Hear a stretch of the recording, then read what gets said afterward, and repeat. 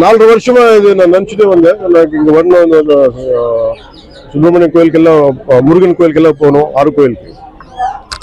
அது வந்து அப்படியே எனக்கு அகத்தியர் பரசுராமன் வந்து நான் ப்ரே பண்ணிட்டே இருப்பேன் நிறைய வருஷமா. முதல் வாட்டி கேரளா போனப்புறம் இங்க வந்துட்டேன். அகத்தியரோட ஜீவசமாதி பார்த்துட்டு முதல்ல சிவன் தரிசனம் பண்ணிட்டு இங்க வந்தேன். இது ஒரு ஸ்பிரிச்சுவல் ஜன், அது மேல எதுவுமே இல்லை. ஒரு என்ன சொல்ற ஆசீர்வாதம் வாங்குறதுக்கு தான் வந்தேன்.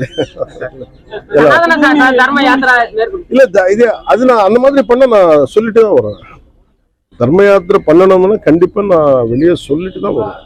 இது பர்சனலா ஒரு 4 வருஷமா நான் வரதுக்கு நான் நிறைய ட்ரை பண்ணிட்டேன். பட் ஆனா கடவுள் எனக்கு இந்த கொடுக்கல, பர்மிஷன் கொடுக்கல.